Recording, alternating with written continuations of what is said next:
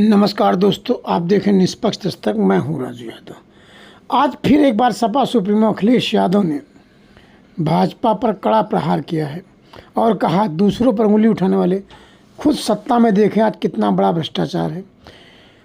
UP हो या देश, न महिलाएं सुरक्षित हैं न किसान सुरक्षित हैं। सरकार किसान की मंडी बेचने को है तैयार। कहीं भी देखिए हर तरफ बड़ा है भ्रष्टाचार। विकास दुबे हो, मधु कला हो, काकोरी घटना हो, देवरिया हो, हर जगह भ्रष्टाचार, कानून की धज्जियां उड़ाई जा रही हैं। आइए देखते हैं अखिलेश यादव क्या कहते हैं भाजपा के बारे में। लॉ एंड ऑर्डर के सवाल पर जो आज दूसरे दलों को घेर रहे हैं, इतनी बड़ी घटना हो जाना, जहां पर हत्या होना, तो इससे तो पता लग रहा है कि लॉ एंड ऑर्डर क्या है वहां। और वो भी चुनाव के दौरान अगर इतनी बड़ी घटना हो रही है तो प्रश्न लग रहा है कि आखिरकार सरकार क्या काम कर रही है, भारत सरकार क्या काम कर रही है। अध्यक्ष जी आजमगढ़ में भाजपा के कार्यक्रम में भाजपा अध्यक्ष के सामने महिला आरोप लगा रही हैं। अध्यक्ष जी आजमगढ़ में भाजपा के कार्यक्रम में भाजपा की महिला कार्यकर्ता आरोप लगा रही कि महिलाओं के साथ भाजपा में शोषण हो रहा है और अध्यक्ष जी का मुंह बंद करा रहे हैं। इससे पहले भी आपको पता होगा, एक प्रदेश के अध्यक्ष से उन्होंने पूछा योजना कैसी चल रही है, इनको पहचानते हो? तो याद है उस महिला ने क्या कहा था? ये याद नहीं आ रहा।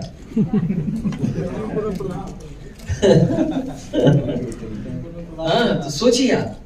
और ये एक महिला का दुख है और वही भारतीय जनता पार्टी की वो सदस्य संगठन में की है। अगर उसका दुख ये है तो सोचो और न जाने कितना दुख होगा। इसीलिए आंकड़े अगर हम देखते हैं तो सबसे ज्यादा असुरक्षित महिलाएं बेटियां कहीं हैं तो वो उत्तर प्रदेश में हैं। और अभी हाल में ही एक पुलिस के अधिकारी पकड़े गए हैं। वो खबर नहीं पढ़ रहे थे, अखबार में कुछ पैसा छिपा रहे थे।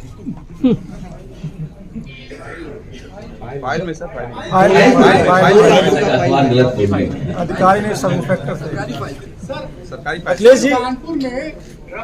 जी आजमगढ़ में भाजपा के कार्यक्रम में भाजपा की महिला कार्यकर्ता आरोप लगा रही कि महिलाओं के साथ भाजपा में शोषण हो रहा है और अध्यक्ष जी का मुंह बंद करा रहे हैं। इससे पहले भी आपको पता होगा, एक प्रदेश के अध्यक्ष से उन्होंने पूछा योजना कैसी चल रही है, इनको पहचानते हो? तो याद है उस महिला ने क्या कहा था? ये याद नहीं आ रहा।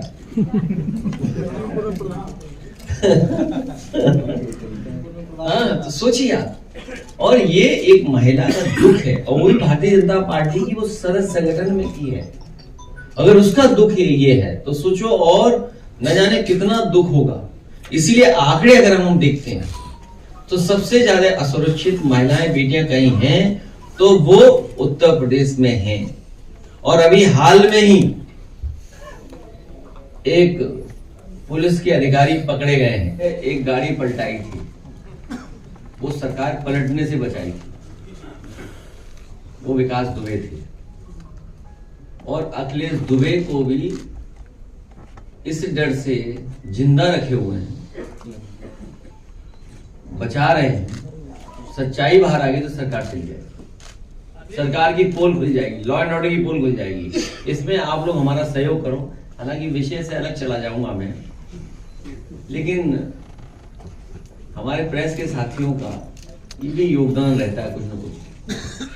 अभी हाल ही में त्योहार के समय पर मैंने कहा सुझाव दे दूं एक आपको। मैंने सुझाव दिया, मैंने दियों के खिलाफ नहीं बोला था। मैंने कहा सुझाव देता हूं कि दुनिया में ऐसे भी देश हैं जहां महीनों रोशनी रहती है। फिर घसियारी मंडी के लोगों को मैंने एक वीडियो डाला कि कम से कम यहां देख लो कि भाई दिए भी जल रहे हैं और रोशनी भी है भगवान कृष्ण का। अरे चैनल वालों, अखबार वालों, आज सरदार पटेल जी को तो याद करो। लोह पुरुष सरदार पटेल जी क्या देश बनाना चाहते थे, मजबूत देश बनाना चाहते थे। हमारे कमजोर प्रेस के लोग कैसा मजबूत देश बनाएंगे? मैं अपना वीडियो दिखाना चाहता हूं और आपका भी वीडियो दिखाना चाहता हूं। क्या मजबूरी है वीडियो के, मतलब प्रेस के लोगों की? तो जो बात आप कह रहे हो, कानपुर वाली बात, वहां पर पूरे सरकार के अधिकारी उलझे हुए हैं, फंसे हुए हैं। यहाँ जितने लोग आए हैं, हम तो चलो लखनऊ रहते हैं, हमें तो लोग बताते हैं, जानकारी हासिल करते हैं, ये तो जमीन पर रहते लोग हैं। इतना उत्तर प्रदेश में करप्शन कभी नहीं था जितना इस समय चल रहा है, चाहे वो तहसील हो, चाहे पुलिस हो, चाहे किसी लेवल पर हो। और यूनिवर्सिटी लेवल पर जो करप्शन है, आप उसकी कल्पना नहीं कर सकते। अपॉइंटमेंट से लेकर के भेदभाव है, अपॉइंटमेंट का भेदभाव है। अपॉइंटमेंट किसको मिल रहा है और कौन वाइस चांसलर बनाए जा रहे हैं। तो इसलिए मैं चाहूंगा पहले अपने हम वीडियो दिखाएं, फिर अपने प्रेस के साथियों का जो उनका है, उनकी मजबूरी है, क्योंकि अंतोगत समाजवादियों को लड़ना तो उद्योगपतियों से पड़ेगा। जो ताकतें पीछे हैं, आप तो क्या, हम क्या कर बोले आपको, आप तो हमारे साथी हो, आप भी परिवर्तन के साथ हो। मैं देखता हूं, जब मैं कहता हूँ 27 में सरकार बनने जा रही, तो आधे से ज्यादा चेहरे खुश हो जाते हैं। देखिए तो ये तो अपने साथी हैं, ये हमारे खिलाफ नहीं है। इनके जो पीछे ताकतें हैं वो हमारे खिलाफ है। सर, सरकार ने गन्ना किसानों अरे गन्ना को बोल रहे हैं। सर, गन्ना किसानों का जब मूल्य बढ़ाया केवल 30 रुपया बढ़ाया है, लेकिन सरकार उससे ज्यादा तो अपने प्रचार में खर्चा कर दे रही है। देखिए, जो रुपया और बढ़ना चाहिए, हमारे किसान जो गन्ने की पैदावार कर रहे हैं, गन्ने की कीमत अच्छी मिलनी चाहिए और कम से कम वो भाव मिलना चाहिए जिससे उसके परिवार में खुशहाली आए, लाभकारी मूल्य हो। लाभकारी मूल्य के लिए रास्ता निकालना चाहिए। और तब जब सरकार मुनाफा कमा रही है, मुनाफा सरकार कमा रही है और सरकार के लोग कमा रहे हैं मुनाफा। कितने वर्ष लग गए उन्हें गन्ने की कीमत बढ़ाने में, और विज्ञापन कितना बढ़ा दिया इन्होंने, और अंग्रेजी के अखबार में विज्ञापन दिया। बताओ कितने किसान पढ़ लेंगे अंग्रेजी के विज्ञापन को? क्या हम इतना पेमेंट कर चुके, इतना पेमेंट कर चुके, अंग्रेजी में लिखा हुआ है। और खाद है नहीं, डीएपी है नहीं, कीटनाशक दवाइयां महंगी, डीजल कितना महंगा था, हाँ एनपीके कुछ भी नहीं, एनपीके नहीं, बताइए। और फिर जब धान तैयार है हमारे किसानों का, बताओ कहां खरीद हो रही है धान? एमएसपी जो तय है वो भी कहीं उपलब्ध नहीं, कहीं दे नहीं ले पा रहा किसान। कोई जिला नहीं है, फतेहपुर के कहीं एमएसपी नहीं मिल रही होगी। 16-17 में बताइए आप कहां ले जा रहा है? और एमएसपी का जो ऐलान है वो कितने का है? वो आगे का बीच का कौन ले जा रहा है पैसा? सोचिए कहां जा रहा है पैसा।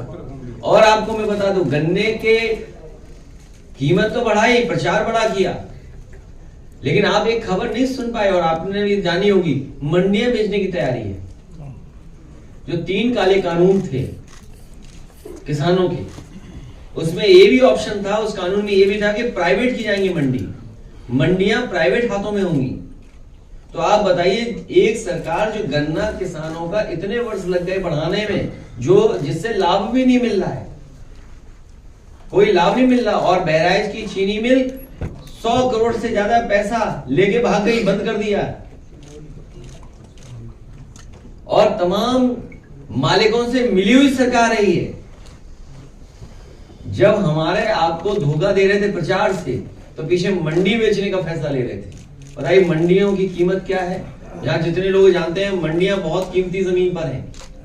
शहरों में जो मंडियां हैं, उसकी जो रियल एस्टेट वैल्यू है न जाने कितनी है। तो रियल एस्टेट वैल्यू को देखते हुए मंडियां नहीं चलाना चाहते, किसान को नहीं लाभ देना चाहते, वो मंडियां बेचने की तैयारी कर रहे हैं।